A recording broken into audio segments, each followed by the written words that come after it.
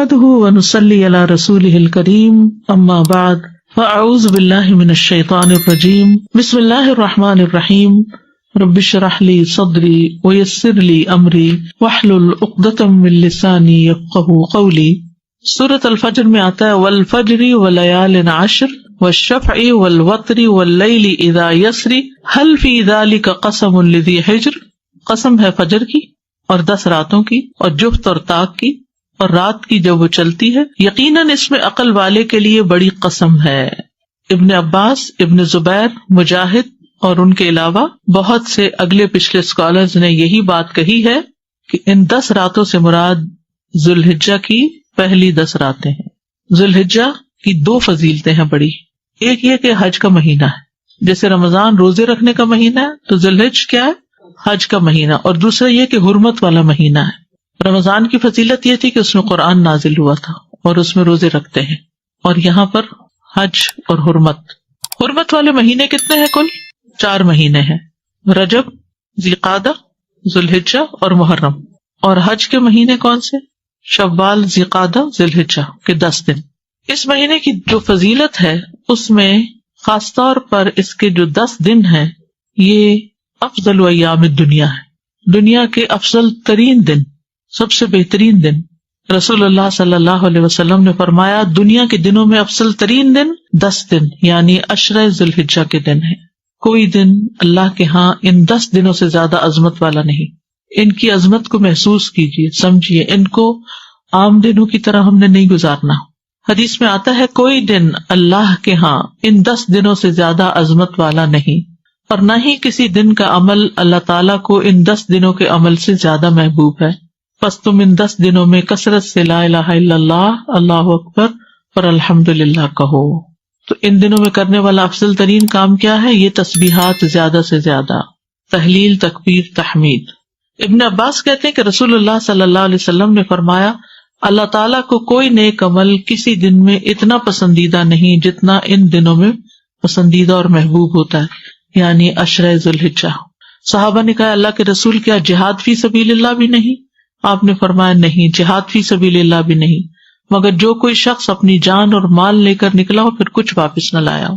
ان دنوں میں کوئی بھی جو نیکی کی جائے گی وہ عام دنوں کے مقابلے میں افضل ہوگی. مثلاً قرآن کی تلاوت، اذکار کی کثرت، صدقہ خیرات. نبی صلی اللہ علیہ وسلم نے فرمایا اللہ تعالیٰ کے نزدیک ذوالحجہ کے 10 دنوں میں نیک اعمال بہت پاکیزگی اور بہت بڑے ثواب کا باعث ہیں. پاکیزگی کی بھی بات پڑھی نا، ازکا عند اللہ واعظم اجرا، جہاد سے بھی افضل اعمال ہیں. صحابہ ان دنوں انتھک محنت کیا کرتے تھے. پھر چونکہ حرمت والا مہینہ ہے تو ہمیں دوسروں کی جان، عزت، مال ان سب کی حرمت رکھنی ہے، یعنی ڈوز اینڈ ڈونٹس. ایک طرف کیا کرنا ہے؟ تسبیحات کی کثرت، اور دوسری طرف کیا چھوڑنا ہے؟ غیبت، چغلی، طعنہ، فضول میں لغو باتیں، ہنسی مذاق. اور ان دنوں کا سب سے افضل عمل قربانی ہے. اقوال میں تسبیحات ہیں، افعال میں قربانی. اپنے شر سے دوسروں کو محفوظ رکھنا، اپنی زبان سے دوسروں کو اذیت نہیں دینا، بدگمانی، تجسس، ٹوہ نہیں لگانا، آر نہیں دلانا، نفرت و بغض نہیں کرنا، ظلم نہ کرنا نہ ہونے دینا ہے، کسی کو بے عزت نہیں کرنا، آر دلانا اور تانا دینے والی عادتوں کو چھوڑنا ہے. ٹانٹنگ وہ جو عادتیں ہوتی ہیں نا ان کو بھی چھوڑنا ہے. غصہ نافذ کرنے کی طاقت رکھنے کے باوجود اس کو چھوڑ دینا ہے. گالی گلوچ، بد زبانی، ان چیزوں سے بھی بچنا ہے. مسلمان کو ہر طرح کی اذیت دینے سے رکنا ہے. رشتہ داروں کی قطع تعلق ہی نہیں کرنی، ان کو منانا ہے. ظالم رشتہ داروں پر بھی مہربانی کرنی ہے. اپنے شر سے پڑوسیوں کو بچانا ہے. اپنے ایمان کی تجدید کرنی ہے. صبر اور عفو درگزر کرنا ہے. اچھا اخلاق اختیار کرنا ہے. اول وقت پہ نماز پڑھنا ہے. قیام لمبا کرنا ہے. ہو سکے تو تہجد پڑھنا ہے. روزہ رکھنا ہے. حج کے لیے تو چلے گئے ہیں لوگ، ہو سکے تو حج کرنا ہے. مالی صدقات میں اپنے اہل و عیال کی ضروریات پوری کرنا. ناراض رشتہ دار کو تحفہ دینا. اپنے بہن بھائیوں کی یا اپنے دوستوں کی ضروریات پوری کرنا. پانی پلانا. ایسا صدقہ جو خود کو محتاج نہ کرے کسی کا. ناراض لوگوں کو آپس میں صلح کرانا. کسی کو خوش کرنا، کسی کی پریشانی دور کرنا. پھر اپنے نفس اور خواہش سے جہاد کرنا. لوگوں کو اپنی برائی سے محفوظ رکھنا. اور صدقے خیرات میں کھانے پینے اور دیگر چیزوں کے علاوہ اچھی کتابیں، اچھے پیمفلیٹس اور خصوصاً اس ٹاپک کی اویئرنیس لوگوں میں کریٹ کرنا ہے. قرآن کی تلاوت میں عام روٹین سے زیادہ پڑھنا ہے، اس کو انکریز کرنا ہے۔ اللہ سبحانہ وتعالیٰ ہمیں عمل کی توفیق عطا فرمائے۔ پیمفلیٹ نکال لیجیے، ہم اسی میں سے پڑھیں گے تاکہ پھر یہ باتیں ہمیں یاد بھی رہیں۔ عشرہ ذی الحجہ، عید الاضحیٰ اور قربانی۔ فضائل عشرہ ذی الحجہ۔ رمضان المبارک کے بعد ذی الحجہ کا مہینہ اسلامی مہینوں میں نہایت اہمیت کا حامل ہے۔ یہ مہینہ حرمت والے مہینوں میں سے ایک ہے۔ ذی الحجہ کا پہلا عشرہ نیکیوں اور اجر و ثواب کے اعتبار سے عام دنوں کے مقابلے میں بہت اہم ہے، جس کی فضیلت قرآن کریم اور احادیث سے ثابت ہے۔ قرآن مجید میں اللہ سبحانہ وتعالیٰ نے ان دنوں کی قسم کھائی ہے، والفجر ولیال عشر، قسم ہے فجر کی اور 10 راتوں کی۔ اکثر مفسرین کے نزدیک لیال عشر سے مراد ذی الحجہ کی ابتدائی 10 راتیں ہیں۔ یہ ہم جانتے ہیں کہ اللہ سبحانہ وتعالیٰ نے اس کائنات کے اندر بعض چیزوں کو بعض پر فضیلت دی ہے۔ انسانوں میں سے سب سے زیادہ فضیلت کس کی ہے؟ انبیاء کی، اور پھر انبیاء میں سے محمد صلی اللہ علیہ وسلم کی۔ راتوں میں سے کس رات کی فضیلت زیادہ ہے؟ آخری 10 راتوں کی اور اس میں سے لیلۃ القدر کی۔ مہینوں میں سے سب سے زیادہ فضیلت کس کی ہے؟ رمضان المبارک کی۔ دنوں میں سب سے زیادہ فضیلت کس کی ہے؟ ہر ہفتے میں جمعہ کی اور سال میں ذی الحج کے 10 دنوں کی۔ یعنی راتوں میں رمضان کی راتیں افضل ہیں ذی الحج کی راتوں سے، لیکن ذی الحج کے دن رمضان کے دنوں سے زیادہ افضل ہیں۔ تو یہ بہت اہم عشرہ ہے، اس لیے اس کو بڑے دھیان سے گزارنا ہے اور نیکی کے کاموں میں زیادہ سے زیادہ وقت لگا کے اس کو گزارنا ہے۔ اور اس کی فضیلت جو ہے وہ قرآن مجید سے بھی ثابت ہے۔ اللہ نے ان راتوں کی قسم کھائی ہے۔ اللہ سبحانہ وتعالیٰ جب کسی چیز کی قسم کھاتے ہیں تو اس کو ایک طرح سے گواہ بناتے ہیں، اس چیز کی ایک اہمیت ہوتی، اس کے کچھ فائدے ہوتے ہیں۔ کن کن چیزوں کی اللہ تعالیٰ نے قسم کھائی ہے قرآن مجید میں؟ والشمس وضحاها، سورج اور اس کی دھوپ کی، اور والقمر اذا تلاها، چاند کی قسم کھائی ہے، اور والتین والزیتون، اور والطور والضحی والعصر واللیل والفجر۔ تو سب سے زیادہ تو یوں لگتا ہے جیسے اوقات کی قسم کھائی، فجر، عصر، ضحیٰ، پھر اسی طرح آسمان کی، والسماء وما بناها، فرشتوں میں سے، والنازعات غرقا، ہواؤں کی۔ تو یہ جو اللہ تعالیٰ کا قسم کھانا ہے، یہ متوجہ کرنا ہے کہ اس چیز کی طرف انسان دھیان کرے، اس میں غور کرے اور اس کے فائدوں کو تلاش کرے۔ یہ جو یہاں ان 10 راتوں کی قسم کھائی، والفجر ولیال عشر، تو ان 10 راتوں پر توجہ کرنے کی ضرورت ہے کہ کون سی 10 راتیں ہیں، اور راتیں کہہ کر مراد دن لیا گیا ہے، یہ بھی یاد رکھیے۔ عربی زبان میں دن رات سے شروع ہوتا ہے۔ جب ہم کیا دیکھتے ہیں؟ چاند دیکھتے ہیں۔ رمضان کب شروع ہوتا ہے؟ چاند دیکھنے سے۔ عید کب شروع ہوتی ہے؟ چاند دیکھنے سے، ٹھیک ہے۔ تو یسألونک عن الاہلہ قل ہی مواقیت للناس والحج، یہ آپ سے سوال کرتے ہیں چاند کے بارے میں کہ چاند کی جو مختلف حالتیں ہیں، کہہ دیجئے کہ یہ مواقیت للناس، لوگوں کو اوقات بتانے کے لیے، والحج، اور خصوصاً حج کے اوقات بتانے کے لیے۔ تو لیال سے مراد لٹرل میننگ تو اس کا رات ہے، لیکن اس میں دن بھی شامل ہے۔ جیسے ہم کہتے ہیں 10 دن ہو گئے ہیں اس کام کو شروع کیے ہوئے، تو اس کا کیا مطلب ہے؟ اونلی ڈیز یا نائٹ بھی؟ نائٹ بھی انکلوڈ ہے، ٹھیک ہے۔ تو جب رات کا لفظ بولا جاتا ہے تو دن اس میں شامل ہے۔ تو یہ 10 دن جو ہیں یہ نیکیوں اور اجر و ثواب کے اعتبار سے عام دنوں کے مقابلے میں بہت اہم ہے۔ پورے سال کے دنوں میں آپ کو وہ فضیلت نیک اعمال کی نہیں ملے گی جو ان 10 دنوں میں ملے گی۔ لیکن ان 10 دنوں کا خاص عمل کیا ہے؟ اللہ تعالیٰ نے ان 10 دنوں میں اپنے ذکر کا خاص حکم دیا ہے۔ ارشاد فرمایا وَيَذْكُرُ اسْمَ اللَّهِ فِي أَيَّامٍ مَّعْلُومَاتٍ، سورۃ الحج آیت 28، اور معلوم دنوں میں اللہ تعالیٰ کا نام یاد کریں، یعنی اللہ کے نام کا ذکر کریں، ورد کریں۔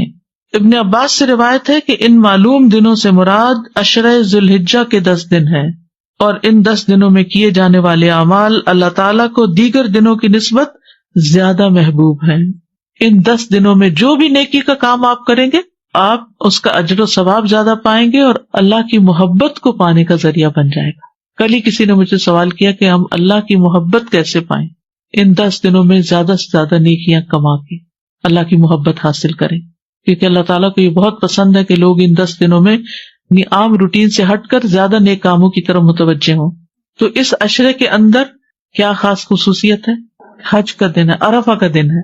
پورے سال میں سے سب سے زیادہ بخشش عرفہ کے دن ہوتی ہے، حتیٰ کہ رمضان کی راتوں سے بھی بڑھ کر یہ دن جو ہے بخشش کا دن ہے. تو اس لیے انسان کو اس دن کی، یعنی اسی عشرے میں چونکہ آ رہا ہے تو اس دن کی اہمیت کو محسوس کرنا چاہیے اور دعا کرنی چاہیے اس دن خصوصاً کہ اللہ تعالیٰ ہمیں بھی جہنم سے آزاد کر دے. یعنی اس مہینے میں 10 دن تو اہم ہے ہی، لیکن اس کا 11واں دن جو مینا میں گزارتے ہیں حاجی، ان کے لیے وہ دن بھی بڑا امپورٹنٹ ہے. ایام تشریق بھی اسی مہینے میں ہے، تو یہ بہت فضیلت والے دن ہے. اور قربانی والا دن، اس میں ہم کیا کرتے ہیں؟ قربانی کرتے ہیں. اب دیکھیں کہ رمضان میں ہم ایک ہی کام کر رہے ہوتے ہیں نا، روزے رکھ رہے ہوتے ہیں یا قرآن مجید تراویح رات کو پڑھ رہے ہوتے ہیں، ایوری ڈے تقریباً سیم عمل ہو رہا ہوتا ہے. لیکن عشرہ ذی الحج میں ملٹیپل کام کر رہے ہوتے ہیں جن میں قربانی بھی ہے، جان کا صدقہ بھی ہے، اور روزہ بھی ہے عرفہ کے دن کا، یا پھر حج کرنا ہے عرفہ کے دن، یا پھر یہ تکبیرات خصوصی طور پر پڑھنی ہے جو خود بتائی گئی. یعنی یہ سارے اعمال بتائے گئے کہ ان دنوں میں کیے جائیں، عشرہ ذی الحجہ میں کرنے کے کام. اور پھر ان 10 دنوں میں کوئی عمل اس عمل سے زیادہ محبوب نہیں، اور وہ کیا ہے؟ لا الہ الا اللہ اور اللہ اکبر اور الحمدللہ پڑھنا. اس لیے ان دونوں طرح کی تکبیرات کو صحابہ جو ہیں وہ پڑھا کرتے تھے، اور یہ اجر عظیم پانے کے بہترین مواقع ہیں. صحابہ کرام سخت محنت کیا کرتے تھے. سعید بن جبیر ذی الحجہ کے 10 دن داخل ہونے کے بعد عبادت میں بہت زیادہ کوشش کرتے، اتنے کہ ان کی ہمت نہ ہوتی جس پر، یعنی کہ اپنی ہمت سے بڑھ کے ان دنوں میں اپنے آپ کو تھکایا کرتے تھے. آپ کے پاس یہ دوسرا پیمفلٹ بھی ہے، بلو کلر کا ہے نا، اس میں آپ دیکھیے کہ پیچھے کی طرف یہ تکبیرات لکھی ہوئی.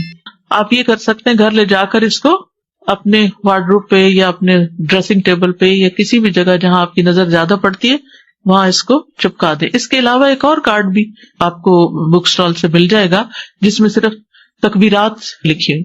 دوسرا یہ کہ اس کا فائدہ یہ ہے اس بروشر کا کہ اس کے اندر کرنے کے کاموں کی ڈیٹیل دی ہوئی ہے جو آپ کو ریمائنڈر ہو سکتا ہے، آپ اس کو پڑھ سکتے ہیں. اگر آپ اس کو کھولیں اور کھول کے بھی لگا دیں تو یہ پوسٹر 10 دن لگا رہے تو آپ کو نیک نیک کاموں کی یاد دہانی ہوگی. آپ چاہیں تو اس کو کسٹمائز کر کے اپنے پرسنل مزید کوئی چیزیں اس میں لکھنا چاہیں جو اس میں نہیں لکھی ہوئی تو وہ بھی آپ لکھ سکتے ہیں، کیونکہ یعنی نماز، روزہ، قرآن مجید، ذکر اور دعا، صدقہ و خیرات، خدمت خلق، عید اور قربانی، متفرقات، یہ ساری چیزیں ان 10 دنوں میں جمع ہو سکتی ہیں، کیونکہ کسی بھی دن کیا ہوا عمل اللہ تعالیٰ کو ان 10 دنوں میں کیے ہوئے عمل سے زیادہ محبوب نہیں. دوسرا اہم کام جو ان دنوں میں کرنے کا ہے وہ ہے روزہ رکھنا. اب اس میں بہت جھگڑا ہوتا ہے کہ عرفہ کا دن یہاں کا ہو یا وہاں کا ہو. تو اصل حکم تو جہاں آپ رہتے ہیں اسی کی تاریخ کو دیکھا جائے گا، ورنہ اگر آپ کسی اور جگہ کے مطابق عرفہ مناتے ہیں تو اگلا دن پھر عید کا بھی کریے، پھر وقفہ دے کے تو عید نہیں ہوتی. لیکن اگر آپ کے دل میں پھر بھی اطمینان نہیں تو 2 دن روزہ رکھ لیجیے، ایک عرفہ کے میدان والے دن کا عرفہ کا دن اور ایک یہاں کا عرفہ کا دن. تو انشاءاللہ تعالی اللہ سبحانہ وتعالی قبول فرمائے، اور بہت ہی برکت والا روزہ ہے. یعنی آپ دیکھیں کہ رمضان کے روزے سے بھی برکت والا ہو گیا کہ یہ روزہ 2 سال کے گناہوں کی معافی کا ذریعہ بنے گا. اور ویسے بھی روزے کا ثواب کیا ہے کہ انسان کے چہرے کو 70 سال دور جہنم کی آگ سے کر دیتا ہے ایک روزہ. یعنی ایک روزہ آپ رکھتے ہیں تو آپ جہنم سے 70 سال دور ہو جاتے ہیں، اور پھر اگر دوسرا رکھتے ہیں تو 70 اور جمع کر لیں اور پھر اور کر لیں اور پھر اور کر لیں. تو روزے جو ہیں، جس کسی کو ہیل فائر سے ڈر لگتا ہو اور خوف آتا ہو تو چاہیے کہ پھر روزے رکھا کرے، اور خصوصاً جن کو اللہ نے صحت دی ہے، جوانی دی ہے، وہ ضرور کوشش کریں. یعنی جب انسان کے اوپر ضعیفی آ جاتی ہے، بزرگی، تو پھر ذرا مشکل ہو جاتا ہے. اور اگر دن لمبے ہو، میری والدہ 78 ایئرس کی تھیں اور جس مہینے میں فوت ہوئی ہیں اس مہینے کے بھی 3 روزے انہوں نے، جیسے یہاں اس حدیث میں ہے کہ ایام 20 کے روزے، وہ اس مہینے کی انہوں نے رکھے، بلکہ اس ڈر سے کہ کہیں شروع نہ ہو گیا، انہیں پتہ نہیں چلا تو 1 دن پہلے بھی روزہ رکھ لیا. تو بدھ سے شروع ہونے تھے، انہوں نے منگل کا بھی رکھ لیا کہ کہیں میں بھول نہ گئی ہوں. ہوتا نا بڑے ہو کے انسان کو ڈیٹس اور دن اور وہ اوقات میں بعض اوقات خلل ہو جاتا ہے کہ کہیں مس نہ ہو جائے. تو ہمیں بہت زیادہ اپنے طور پہ کوشش کرنی چاہیے. پھر اگر بیمار ہیں آپ, کسی وجہ سے ہمت نہیں ہے, تو اللہ تعالیٰ جانتا ہے کہ آپ کی نیت کیا ہے. لیکن پہلے سے اگر نیت ہو نہیں میرے لیے تو بڑا ہی مشکل کام ہے, میں نہیں کر سکتا, تو پھر واقعی مشکل ہو جاتا ہے. ہوتا یہ ہے کہ جس طرح آپ سوچنے لگتے ہیں نا, چیزیں ویسے ہی ہونے بھی لگ جاتی ہیں. ہر چیز کی ایک فریکوینسی ہوتی ہے اور ایک آپ کے دماغ کی فریکوینسی. تو یہ ایک فریکوینسی دوسری سے جب ملتی تو پھر وہ ویسے ہی چیزیں نظر آنے لگتی ہیں اور ویسے ہی ہونے لگتی ہیں. تو اب آپ دیکھ رہے ہیں کہ یہ جو دن ہیں حرمت والے اور فضیلت والے, ان میں عید بھی آ جاتی ہے, اور اس اعتبار سے بھی اس کی اہمیت ہے. ویسے تو ذوالحج کے مہینے کی فضیلت دو اہم اعتبار سے ہے. ایک یہ کہ اس میں حج ہوتا ہے, اور دوسرا یہ کہ وہ حرمت والا مہینہ ہے جن میں جان, عزت اور مال کی حرمت کا پاس رکھنا چاہیے. اور اس عظیم مہینے میں سب سے عظیم دن ہے, اور اس عظیم دن میں, عید والے دن میں, سب سے عظیم کام قربانی کرنا ہے اور حرمتوں کو پامال نہ کرنا. حرمتوں کو پامال کرنا کیا ہے کہ کسی کی جان, مال, عزت پر ہاتھ اٹھانا, زبان کھولنا. حسن رضی اللہ عنہ نبی صلی اللہ علیہ وسلم کے اس قول کہ صبح آدمی ایمان والا ہوگا اور شام کو کافر, یا شام کو ایمان والا ہوگا اور صبح کافر, کے متعلق بیان فرماتے تھے کہ صبح کو اپنے بھائی کی جان, مال اور عزت کو اپنے اوپر حرام سمجھے گا, لیکن شام کو حلال سمجھنے لگے گا.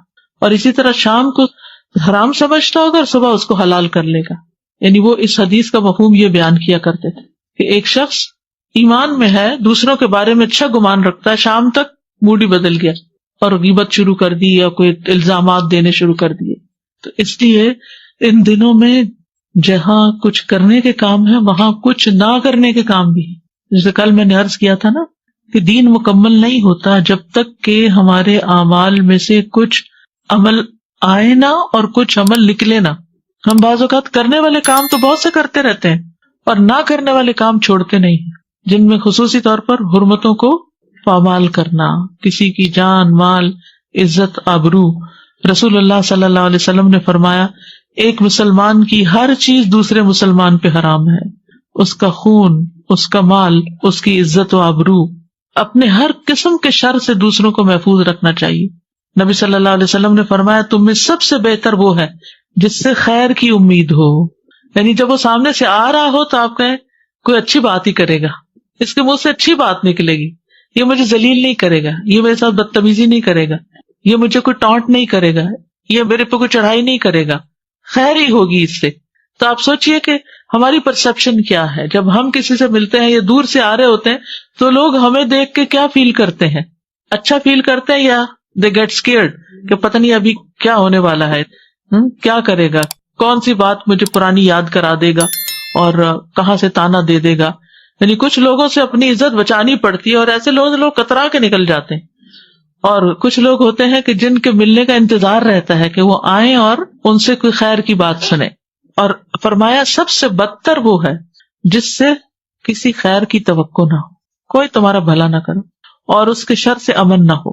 اس لیے بہت ضروری ہے کہ ان دنوں میں غیبت, چغلی وغیرہ سے بچنا چاہیے, اپنی زبان سے دوسروں کو اذیت نہیں دینی چاہیے, آپس میں نفرت اور بغض کو چھوڑ دینا چاہیے, نہ ظلم کرنا چاہیے نہ ہونے دینا چاہیے, کسی کو بے عزت نہیں کرنا چاہیے, آر دلانے اور تانا دینے والی باتوں کو چھوڑ دینا چاہیے, کیونکہ جو شخص کسی کو آر دلائے گا اس پر اس چیز کا وبال آئے گا.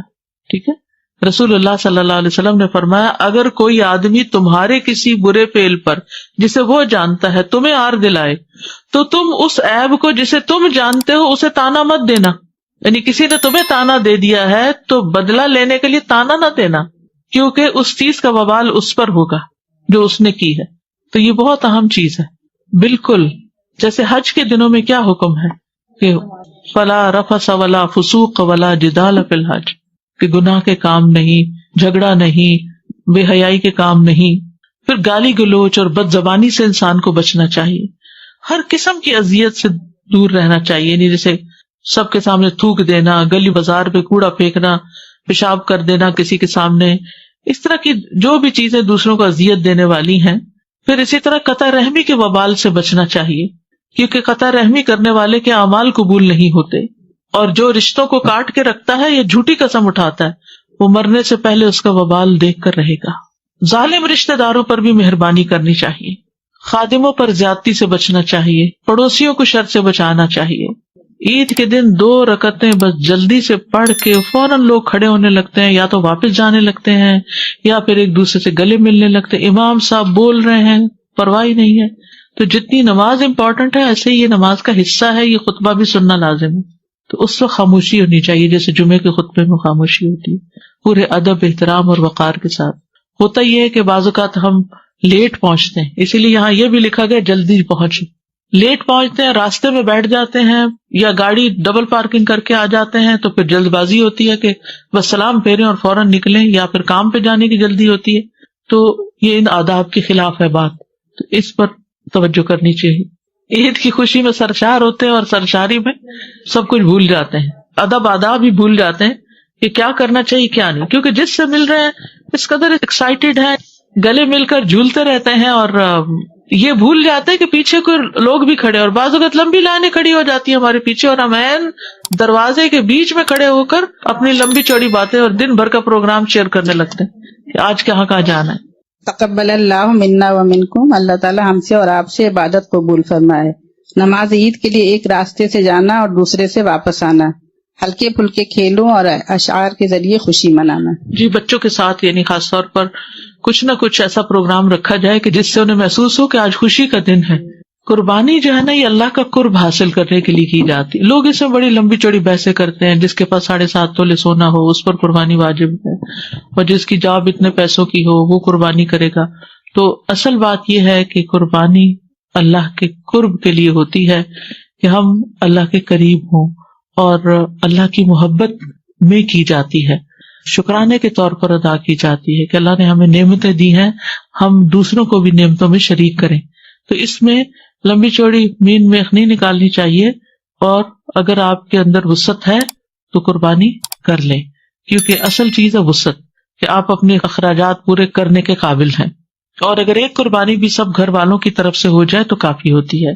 قربانی کے بعض اوقات لوگ عجیب و غریب مقاصد بنا لیتے ہیں، دوسروں کو شو آف کرنا، دکھاوا کرنا، اور تفاخر اور مہنگے مہنگے جانور خریدنا، تو یہ کوئی دکھاوے کا موقع نہیں ہے، بلکہ خالصتاً اللہ کو راضی کرنے کے لیے قربانی کرنی چاہیے۔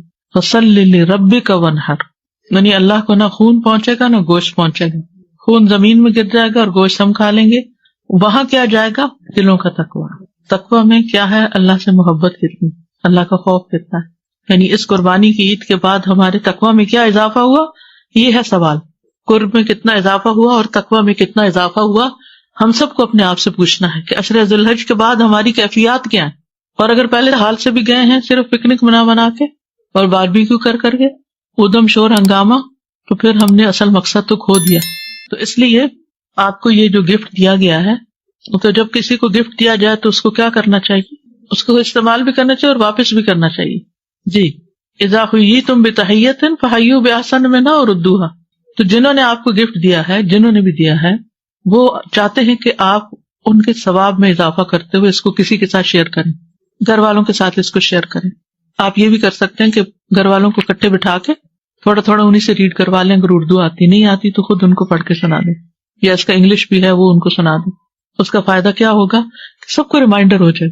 یہ میں نے خود تیار کروایا تھا، اس پہ ریسرچ کی تھی، سب کچھ کیا تھا، لیکن خود مجھے ذاتی طور پر ہر سال اس کو پڑھنے کی ضرورت محسوس ہوتی ہے، کیونکہ علم پرانا ہو جاتا ہے، بھول جاتی ہیں باتیں، روح نہیں زندہ رہتی، وہ چیزیں نیچے ہی دب جاتی ہیں، پھر ان کو نکال کے فریش کرنا پڑتا ہے۔ تو اس علم کو زندہ کرنے کی ضرورت ہے، کسی نہ کسی کے ساتھ ضرور شیئر کریں، چاہے لکھ کے کریں، بول کے کریں، پوسٹ کر کے کریں، دے کے اور مزید لے کے بانٹ کے، یعنی کچھ نہ کچھ اس میں حصہ ڈالیں، ٹھیک ہے۔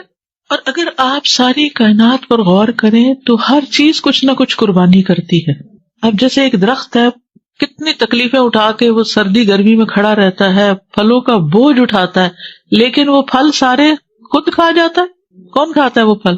ہم کھاتے ہیں۔ سمندر کا پانی ہے، وہ بھاپ اڑتی ہے، ہوائیں اس کو اٹھاتی ہیں، تکلیف اٹھاتی ہیں ہمارے لیے، لے کے اڑتی ہیں، اور پھر وہ کون فائدہ اٹھاتا ہے؟ ہم فائدہ اٹھاتے ہیں۔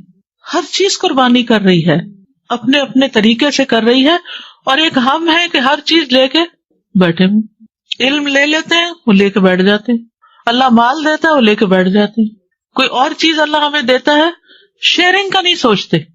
تو قرب ملتا ہے دینے سے، قربان کرنے سے. ابراہیم علیہ السلام کو قرب کیوں ملا تھا اللہ کا؟ اللہ نے ان کو اپنا دوست کیوں کہا؟ بیٹا قربان کرنے لگے، ہر چیز قربان کر رہے تھے. ایک بات بڑی عجیب لگتی ہے مجھے کبھی کہ اللہ سبحانہ تعالیٰ فرماتے ہیں وَآتَيْنَاهُ فِي الدُّنْيَا حَسَنَةً، کہ ہم نے ابراہیم کو دنیا میں حسنہ عطا کی. ہاں کہتے ہیں ان کی زندگی تو امتحانوں سے بھری ہوئی تھی، اور اللہ سبحانہ تعالیٰ اس کو حسنہ کہتے ہیں. تو جب ہم مانگتے ہیں ربنا آتنا فی الدنیا حسنہ، تو اس کا صرف یہ مطلب نہیں ہوتا کہ اور مال مل جائے اور زندگی عیش و عشرت کا نمونہ بن جائے. اس کا مطلب ہے کہ ہمیں زیادہ سے زیادہ نیکیوں کی توفیق ہو، اور اگر ہماری زندگی میں کوئی امتحان آئے تو وہ بھی ہمارے درجات کی بلندی کا ذریعہ بن جائے. یہ ہے حسنہ، اور نیکی کی توفیق، اور نیکی کی توفیق، اور وہ اپنی نیند آرام سکون قربان کر کے ہی ملے گا. جب تک آپ اپنی کوئی چیز قربان نہیں کرتے نا تو کسی اور کو کچھ دے نہیں سکتے. تو یہ قربانی کا جذبہ صرف جانور کی قربانی کر کے نہ کریں، یہ قربانی کا جذبہ اپنے اندر بھی لائیں. یہ عید کا پیغام یہی ہے، یہی ریمائنڈر ہے. اپنے اندر بھی قربانی کا جذبہ لائیں کہ دوسروں کی خاطر کبھی کسی کے لیے اپنی نیند قربان کر لینا، اور کبھی کسی کے لیے اپنی بھوک، اور کبھی کسی کے لیے اپنا مال، اور کبھی جان، اور کبھی اوقات، یعنی کچھ نہ کچھ دینے والے بنے. دیکھیں اللہ اور ہمارے درمیان یہ دنیا حائل ہے. جتنا جتنا ہم اس کو اللہ کی خاطر نکالتے جائیں گے، یعنی اللہ کی خاطر استعمال کریں، ہم اللہ کے قریب ہوتے جائیں گے. اور یہ ہمیں فزیکلی ایک ایکٹیویٹی کرائی گئی، جانور ذبح کرو اور دیکھو اللہ نے اس کو پیدا کیا تمہارے لیے، کیسے وہ اپنی جان دے رہا ہے. تم اس کی تو جان لے رہے ہو، اپنی بھی کبھی دینے کی سوچی؟ یہ تو ایک ریچول ہے، اللہ کا حکم ہے. جی اہمیت قربانی کہ یہ صرف ہمیں حکم نہیں دیا گیا، ہر امت کو اس کا حکم تھا، ہر دور میں اس کا حکم رہا. سب شریعتوں میں قربانی رہی ہے. کہ پوچھے یہ قربانیاں ہم کیوں کرتے ہیں؟ فرمایا تمہارے باپ ابراہیم کی سنت ہے، یعنی انہوں نے اپنے بیٹے کی قربانی کرنے سے بھی دریغ نہیں کیا، تو ہم ان کی پیروی میں کم از کم ایک جانور تو قربان کریں. اگر ایک گھر میں ایک قربانی ہوتی ہے تو کافی ہے. اگر وہ سب اپنی اپنی کرنا چاہے تو بھی ٹھیک ہے، اور اگر ایک سب کی طرف سے ہونا چاہے تو وہ بھی ٹھیک ہے، سب کی ہو جائے گی. یعنی دیکھیں اصل میں کیا بات ہے کہ استطاعت پر ہے، کیونکہ نبی صلی اللہ علیہ وسلم نے 2 بھی کیا، 1 بکری بھی کی، ازواج کی طرف سے گائے بھی کی، 100 اونٹ بھی کیے. ہاں تو اصل جو مقصد ہے نا قربانی کا وہ ہے قرب. کہ ہو سکتا ہے 1 سال آپ کی حیثیت ہو، ہر بچہ کما رہا ہے، اپنی اپنی کر سکتا ہے، اور 1 سال جاب نہیں ہے تو اگر ماں باپ کر رہے ہیں سب کی طرف سے تو وہ بھی کافی ہے. یعنی ہسبینڈ کر رہا ہے، بیوی کی طرف سے بھی، بچوں کی طرف سے بھی، ایک فیملی کی طرف سے ایک جانور کی قربانی کافی ہے. دیکھیں 10 حصے پڑ سکتے ہیں، یہ مطلب ہے 10 لوگ شامل ہو سکتے ہیں، 10 لوگ مل کے پیسے کنٹریبیوٹ کر کے 1 اونٹ ذبح کر لیں، یہ بھی ہو سکتا ہے. ڈاکٹر فرحت ہاشمی صاحبہ کے مستند بیانات سننے کے لیے ہمارے چینل قرآنک پلس کو سبسکرائب کریں. یہاں قرآن و حدیث کی روشنی میں حقیقی رہنمائی اور روحانی ترقی کے خزانے ملیں گے. ابھی جڑیں اور دین کو گہرائی سے سمجھیں.